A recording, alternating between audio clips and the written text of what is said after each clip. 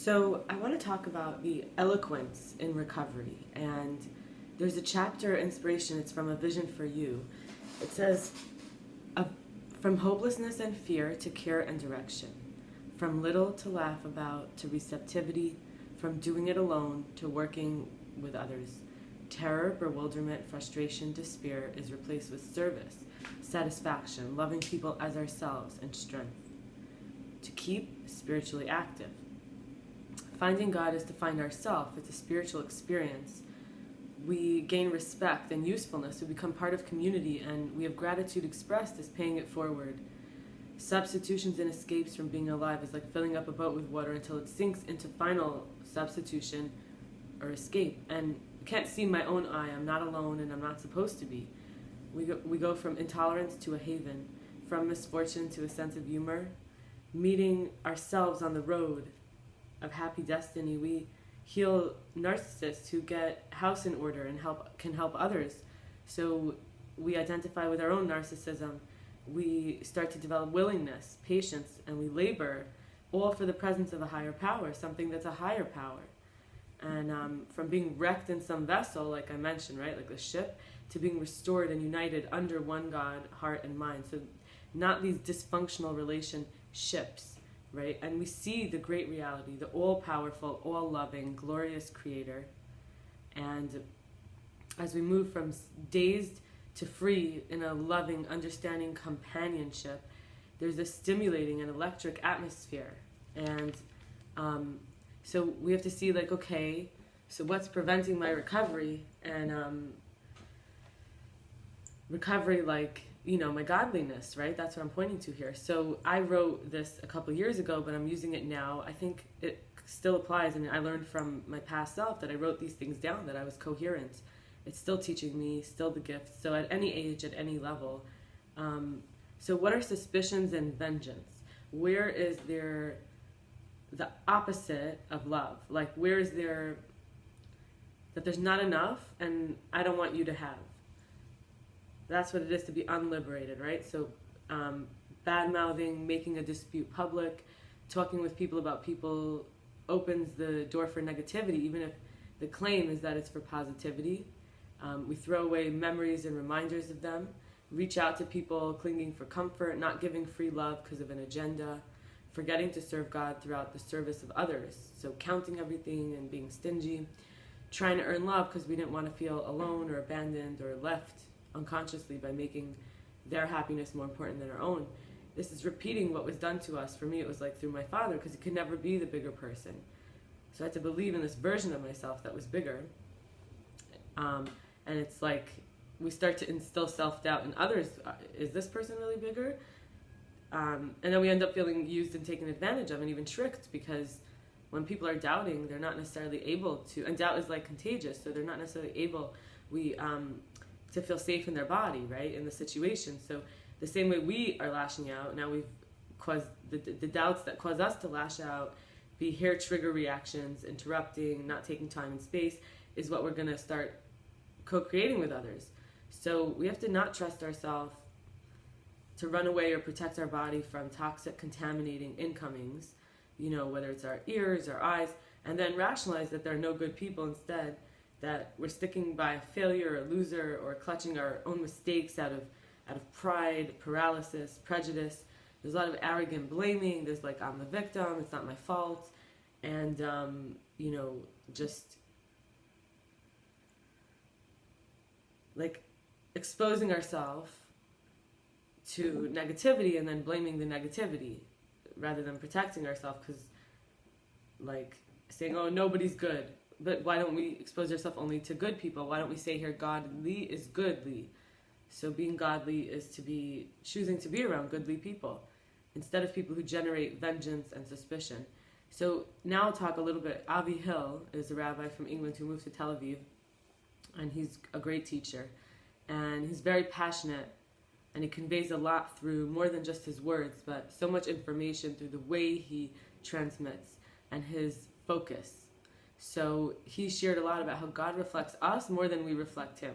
So, so eloquent recovery is to be able to be a reflection of the good, of the godliness, and then to see the good and the godliness reflected to us, right? So much more. So where does he start? He says, accepting abuse because we've been there before isn't the way to evolve. It's just the familiar. So sometimes it's easier to do something that others might say, oh, wow, you had to work so hard to survive. Like, this idea, but actually we don't need to be in the doubts constantly. We need to, we're not really evolving, right? So we don't give numbers because we see that it causes prosecution, like alpha, beta, gamma. Judging others, like saying that they're not worthy, brings to the heavenly court where it's shown whether or not they're deserving of the blessings that we were questioning.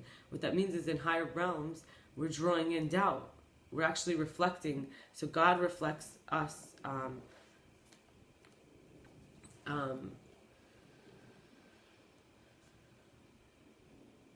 God reflects us, like when we're not sharing the good news prematurely, so no one who's struggling curses us.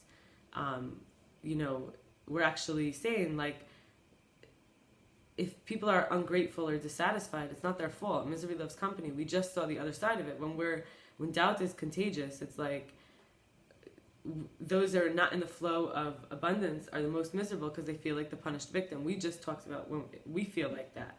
So we don't have to start running around trying to be the bigger person, right? So that creates the evil eye.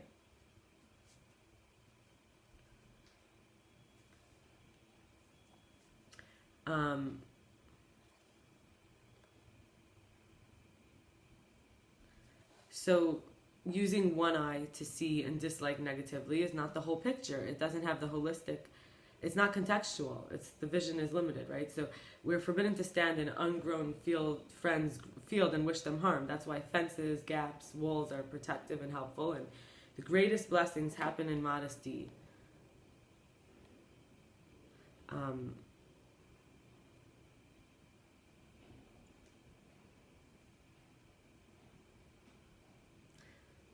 So outgrowing this unsneus is to not try to be the bigger person anymore.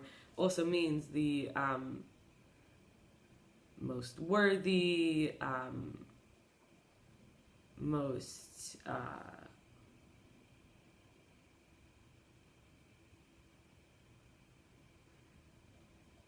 like to emulate. So like the most emulatable, So it's that's only one version of us. We're like wishing the rest of us harm, and then we project those versions onto other people. So we don't have to publicize fragile good news or tell everyone. We don't have to show off or influence as someone better than ourselves. And that's protection from the evil eye. Having a good eye. In yoga they say I am in the lowercase, and then I am in the uppercase.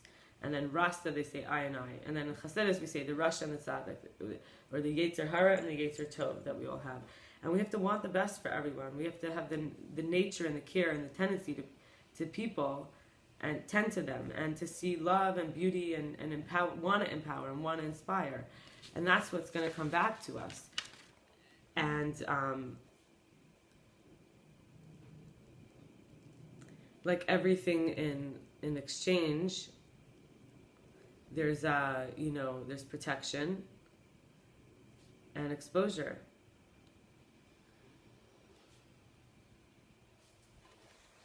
So,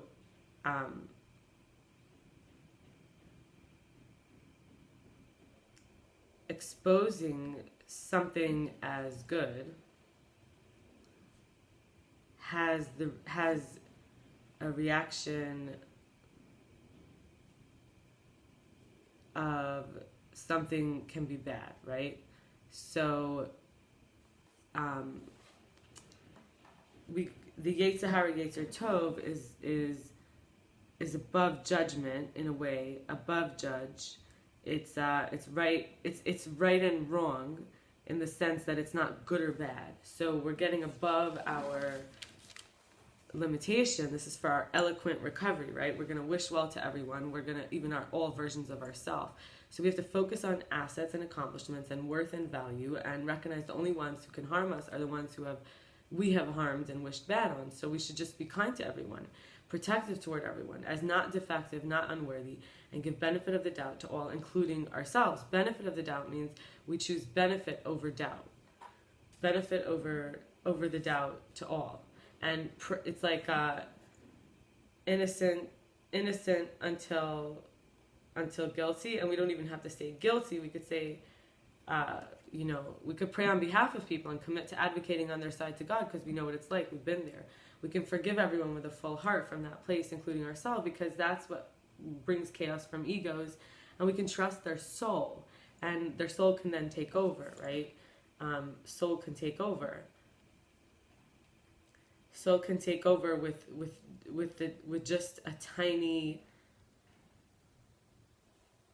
activation, right?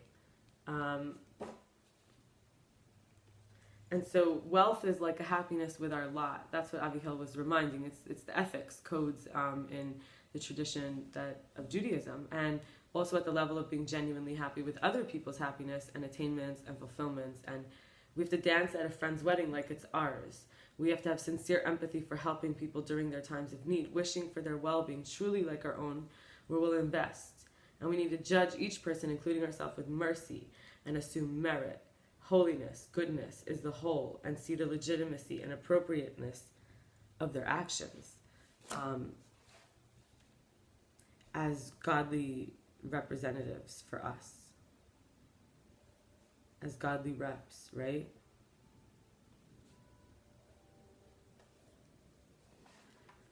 And then we get back what we gave. So I hope that was interesting and inspiring, and I will hopefully, God willing, do a video tomorrow